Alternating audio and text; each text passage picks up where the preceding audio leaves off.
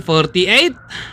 Pa-finish line na to kaya kinakargahan na dito ni Sir Austin. 50 na dito si Sir Austin. Sinasagad. 49. 48 kps na dito Sir Austin. Ano kaya ang kanyang oras? Mababa kaya dito? Mukhang sinasagad na siya dito eh. 50 kps na dito Sir.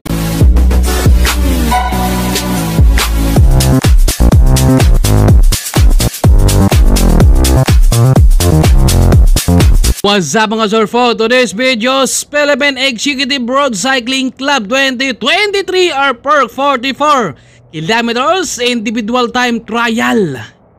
Sir Austin focus na focus, malakas ang ulan pero hindi niya iniinda ang ulan. Ang iniisip niya dito ay sana ay hindi bababa ang kanyang speed, ang kanyang maintain dito ay 43 to 44 kph. Shout out kay Rodel Diclito from Occidental Mindoro, Nelson Sanchez from Carson, California, USA, Pabs Reheño, and Wilson Isgano. Maraming salamat sa lahat ng mga subscribe. At sa mga hindi pa mo nakapag-subscribe dyan, please do subscribe and hit the bell button. Huwag kalimutan mag-like, share, comment my video. Shout out rin kay Sir Alex Bilan ng Time Excellent Noodles, Sir Manny Sires lang ng buong Time Excellent Noodles. Ito ang mahirap mo ang ITT dahil ang kalaban mo rito ay yung oras mo, dahil yung kalaban mo rin ay hindi mo alam kung ano ang oras nila. Kailangan maintain dapat. Dito ay 44 kilometers. 40. Mabigat-bigat tong takbuhan nila dito dahil 44 kilometers. At dito si Sir Austin 43. Matulin at dito napakasarap insayuhan dahil walang dumadaan ng sasakyan. Kumbaga sulong-sulong mo ang daan. Kumbaga hindi lang natin makuhanan yung iba dahil hindi tayo pwede tumawid sa kabila dahil walang U-turn slot nga lang. Ito si Idol. Ang ganda rin ng ITT bike. Focus na focus rin siya pero mahirap din talaga kapag hindi ka sanay sa paggamit ng ITT. At si Sir Austin matulin. Nakakaramdam siya dito na kailangan niyang bilisan to. Umaabot na siya dito ng 46 to 47 kph. Tumutuloy na dito si Sir Austin. Talagang naka-aero dito si Sir Austin. Focus na focus. Na sana ay matulin siya at hindi bababa yung kanyang speed.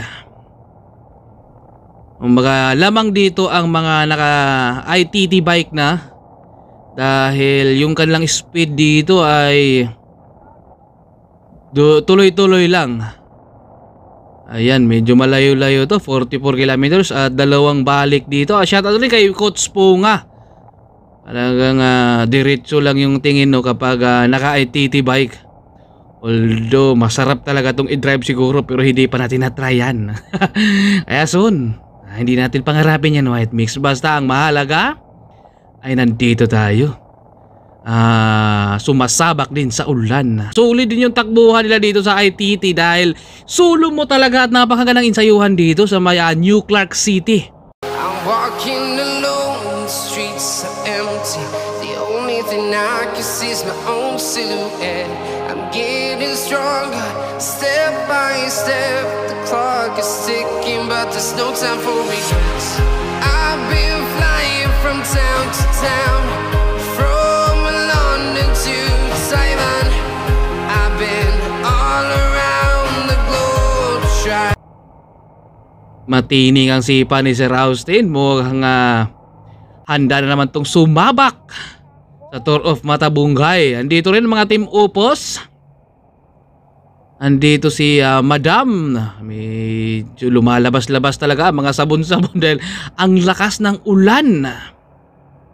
So si Madam Team Opus, naka Argon 18 na bike. Malakas din ang mga Team Opus kaya abangan natin yan sa Tour of Matabungay. Mukhang sila ang magkakabanatan talaga. Andyan cruise control. Andito naman si Idol Marwin. Focus na focus din dito si Idol. Talagang tinuduhan dito ni Idol Mukhang ito rin yung mga kategory din nila Sir Austin. At ito si Idol, iba rin itong kategory. Kumbaga hindi tayo pwede tumawid sa kabila dahil walang U-turn slot. Kaya dulo to dulo talaga. Kaya medyo nahirapan tayong kuhanan sana.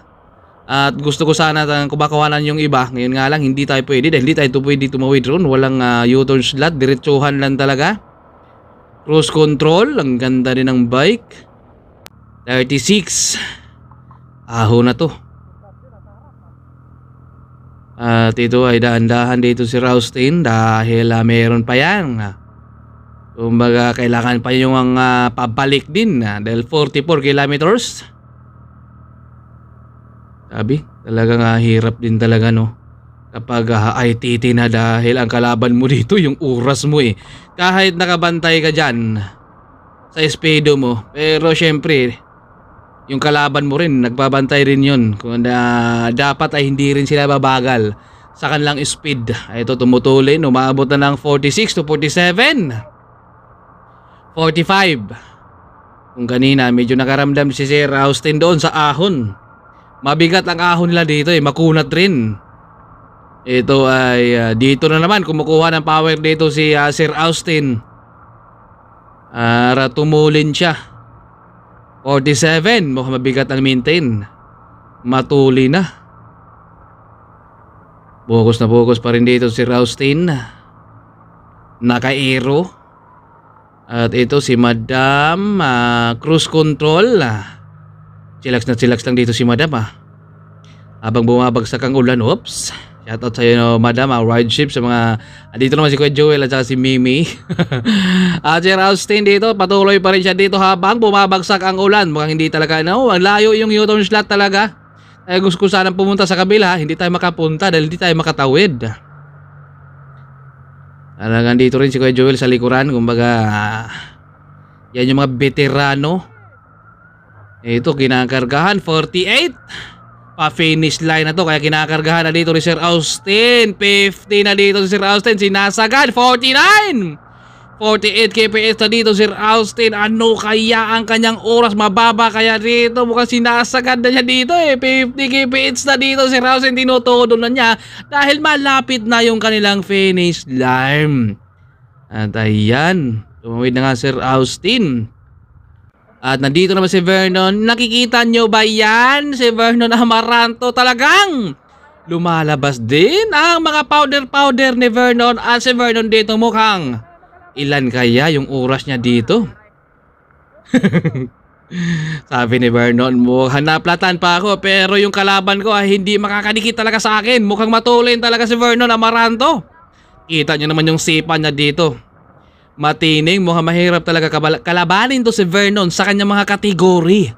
Dahil katawan pa lang, mukhang matatakot ka na dito. Labas-labas yung bula dito sa jersey ni Vernon dahil sa lakas din ng ulan. Mukhang yan kaya yung mga natitirak powder. Ayan, ang ganda rin ng bike ni Vernon, no? Naka-Zorgs. Ayan, kumbaga, nandito rin si Idol. Marami sila dito, kumbaga, yung mga madadaanan lang talaga natin na makukuhanan. Nakangiti lang si Vernon dito. Mukhang chillax na chillax lang. Kumbaga doon to babawi si Vernon Amaranto sa criterium to babawi. Dahil dito mukhang mahirap siyang madikitan. Dahil matulin talaga. Si Vernon Amaranto.